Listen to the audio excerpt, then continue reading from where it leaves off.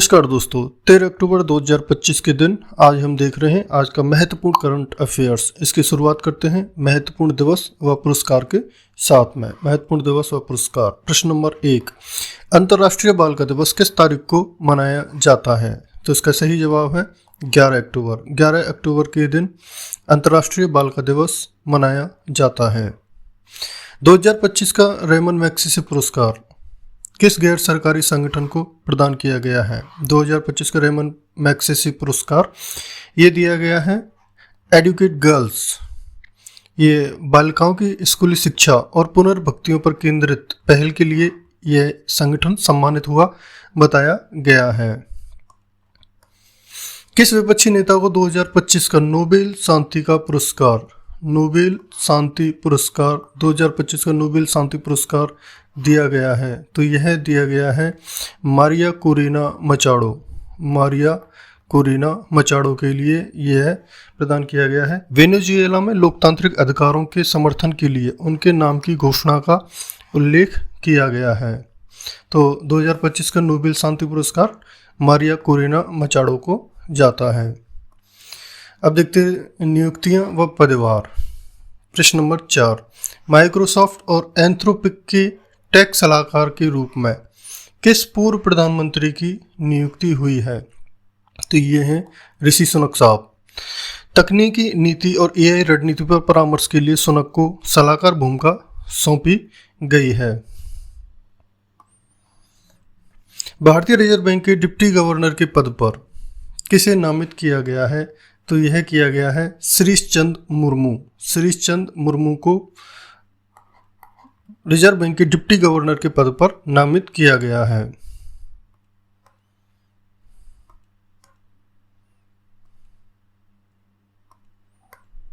भारतीय क्रिकेट नियंत्रण board BCCI का अध्यक्ष कौन चुना गया है? तो ये है मिथुन मनहास को बीसीसीआई का अध्यक्ष चुना गया है। बोर्ड की शीर्ष प्रशासनिक भूमिका के लिए उनके नाम की पुष्टि की गई है। टाटा मोटर्स के नए प्रबंध निदेशक एवं मुख्य कार्यकारी अधिकारी कौन बने हैं?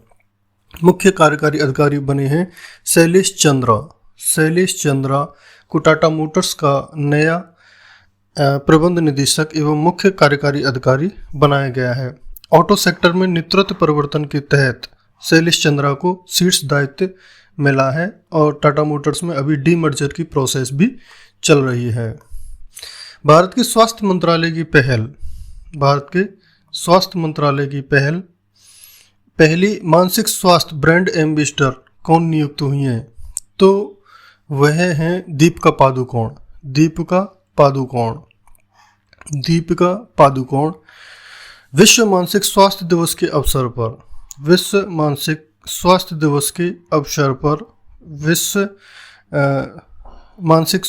के अवसर पर मंत्रालय ने दीपिका को यह राष्ट्रीय भूमिका सौंपी। इसे प्रमुख राष्ट्रीय मीडिया और सरकारी चैनलों ने सभी ने इसको प्रकाशित किया है। दिल्ली का नया मुख्य सचिव किसको नियुक्त किया गया है? तो ये हैं Rajeev Verma. Correct answer D option Rajeev Verma. प्रशासनिक नेतृत्व में फेरबदल के अंतर्गत दिल्ली के मुख्य सचिव के रूप में राजीव वर्मा का नाम सामने आया है। राष्ट्रीय कैडेट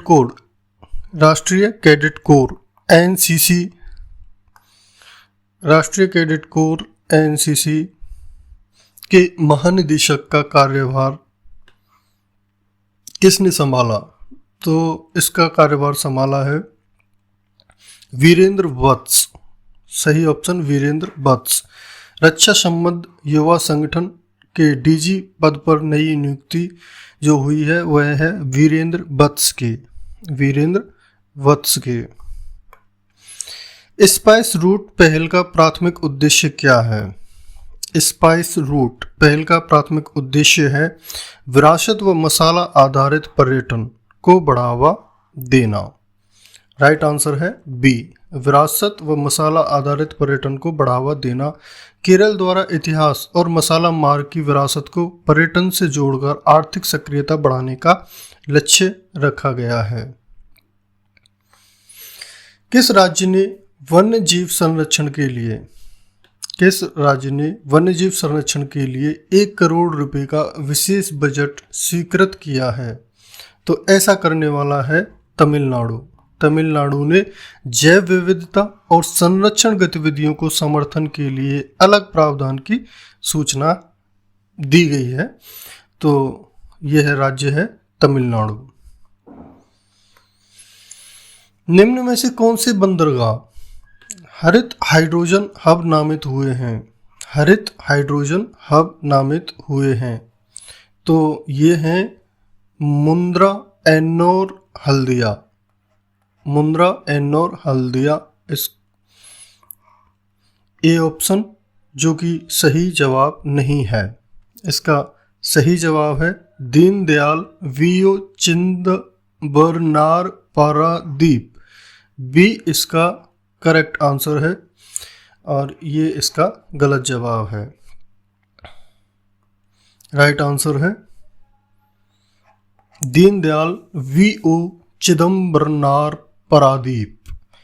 गुजरात, तमिलनाडु और ओडिशा स्थित इन पोर्ट्स पर ग्रीन हाइड्रोजन इकोसिस्टम विकसित करने की पहचान बताई गई है।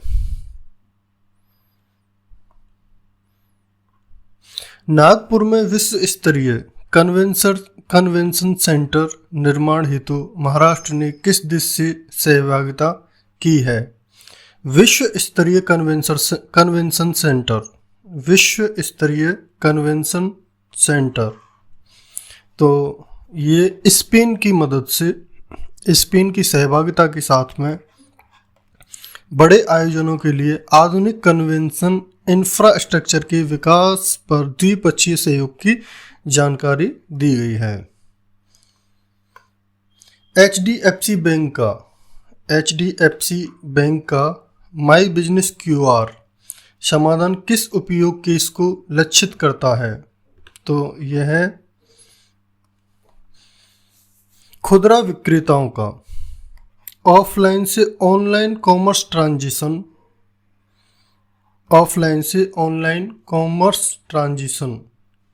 को लक्षित करता है, टारगेट किया गया है।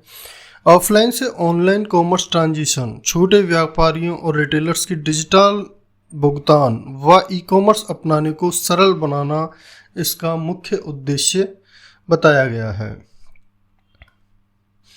अब हम देख लेते हैं अंतर्राष्ट्रीय रक्षा व विज्ञान से संबंधित प्रश्नों को। प्रश्न नंबर 16, किस देश ने प्लूटोनियम समझौते से हटने का निर्णय लिया है?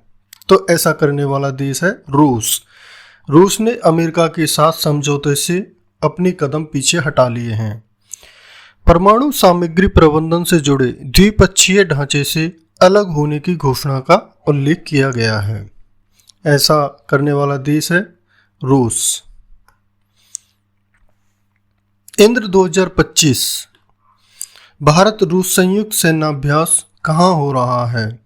इंद्र 2025 भारत रूस संयुक्त सेनाभ्यास कहाँ हो रहा है, या भारत रूस के संयुक्त सेनाभ्यास का क्या नाम है?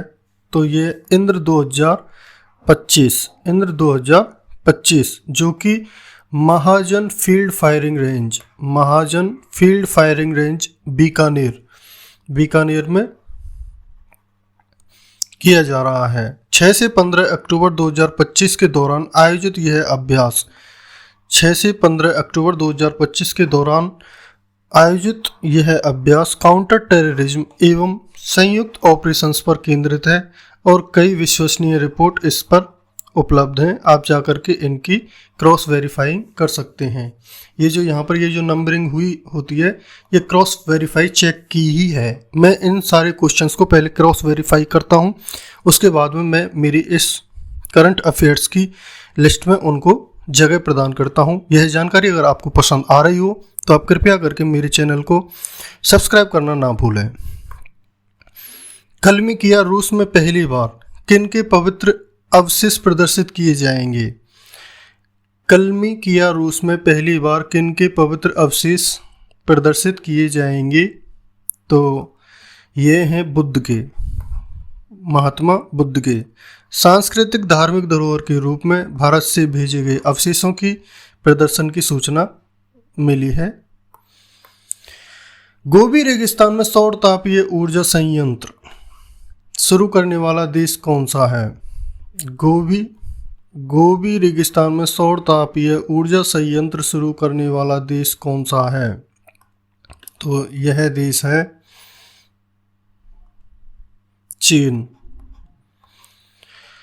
उच्च तापमान सौर थर्मल कंसंट्रेशन से 24/7 विद्युत उत्पादन लक्षित करने की तकनीक उपयोग में लाई जा रही है। किसके द्वारा लाई जा रही है? चीन के द्वारा। तो अब अमेरिका के राष्ट्रपति और उपराष्ट्रपति क्रमशः 47वें व 50वें कौन हैं? तो ये हैं डोनाल्ड ट्रंप साहब और जेडी वेंस। वर्तमान प्रशासन में राष्ट्रपति ट्रंप और उपराष्ट्रपति वेंस का उल्लेख क्रमशः 47वें व 50वें नंबर पर मिलता है।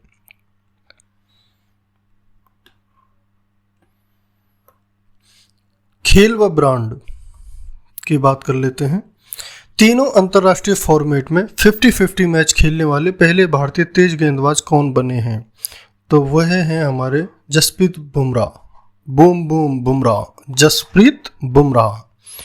टेस्ट, वनडे इंटरनेशनल और T20 इंटरनेशनल तीनों ही फॉर्मेट में 50 मैच का आंकड़ा छूने वाले पहले भारतीय पेसर बनने की उपलब्धि जिनके नाम दर्ज हुई है वह हैं बूम बूम बुमराह, जसप्रीत बुमराह।